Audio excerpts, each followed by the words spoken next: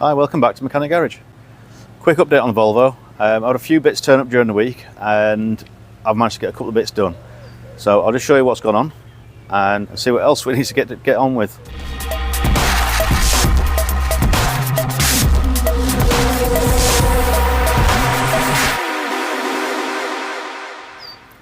Previous video was the fuel tank. I've not got much further with it.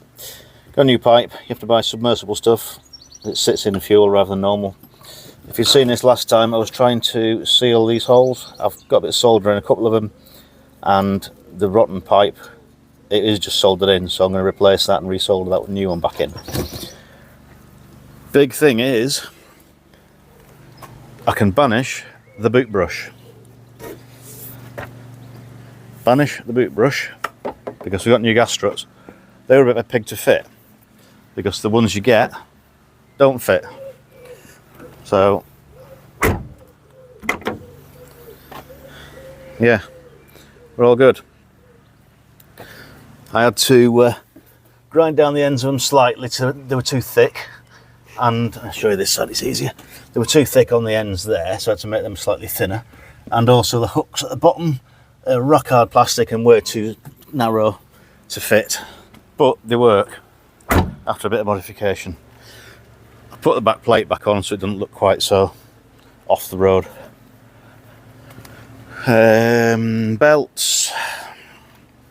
And previous video I was saying about doing the cam belt. Well, I have now. I've done the bottom crank pulley, crank seal, sorry. New belt, new tensioner. These three new belts, they actually came in the boot of the car. The cam belt cover, when I took it off, oh yeah, you may have spotted that, exhaust off, and I've been sourcing parts because the old one was a bit crispy. You see all the holes and everything in it. There's a bit more to say about that because that's not quite right. When I undid the belt cover, all the bolts are inside little metal tubes. They have all rusted and expanded, causing all the little bits of plastic that surround them to break apart. So when I did turn the bolts, these spun, crunched all those up, and all they fell into the engine down inside the cam belt. So I had to get another one.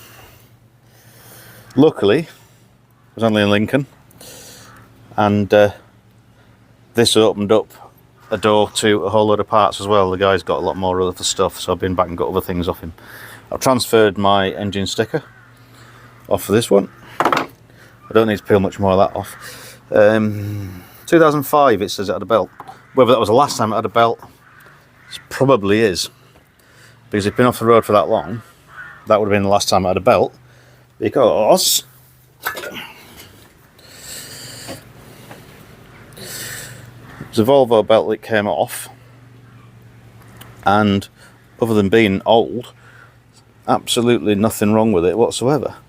There's no teeth cracking. I mean, the rubber will degraded slightly, but normally you bend them back on themselves like that and you'll see cracking, but there's absolutely nothing on that.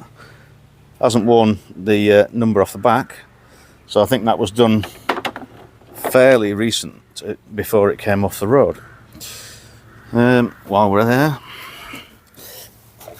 yeah, murky, cracked, horrible indicator. Got a replacement, same place as a cam belt cover, but it doesn't quite fit. And then I put the old one back on because this should be flush, like that. I put the old one back on and it was exactly the same. I hadn't noticed.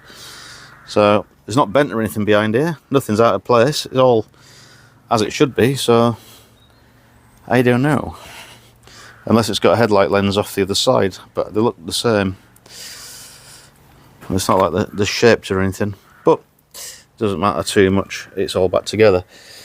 Right, exhaust. Up and over axle bit is correct. tailpipe. You can see why the old one was blowing. The flange are disintegrated, there wasn't much left of it. There's holes in the box and everything a bit ropey.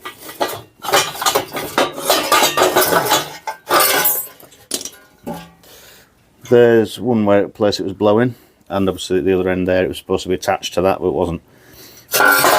Did get this one. Unfortunately, they don't fit. It fits up to about here, but then at the back, because it's designed for a cat one, it's got a slightly different fitting and a different angle, so it doesn't fit. I have now since ordered a new one. I'm going to return this to the guy I got it from.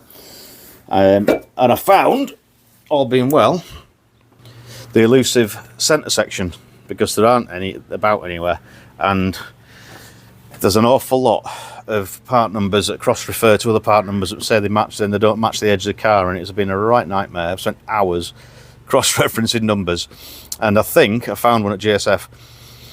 It's the one, only about, I think it's the only one left in the country, and it's getting shipped up to Lincoln over the weekend. Hopefully pick it up Tuesday. If that's incorrect, my downpipe should arrive and get all that sorted. There's a couple other bits. While I had it jacked up, I took this wheel off to get access underneath. I cleaned up the brakes a little bit, and actually quite free. But what I did find, stick the light on, is crusty holes. A couple of them. There's that one there. That's carpet you can see through there. And there's one, where is it? There. But that's easy enough to get at because that's literally just behind the dashboard. It was inevitable I was going to find some welding to do on it. The one I had in 25 years ago was a 740 GLE F-Reg, and I had to do some welding on the floor of that. So I'm not expecting this to be perfect underneath. There will be something other than those bits there. This is the same age and the same model. It's just 25 years older. So anyway, not a lot gone on.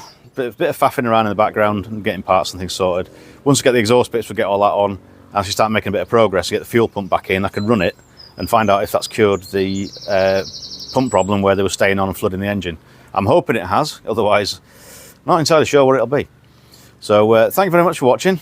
Not much gone on, but it's a bit of an update to show you what's going on during the week. I'll shut up waffling now. Cheers.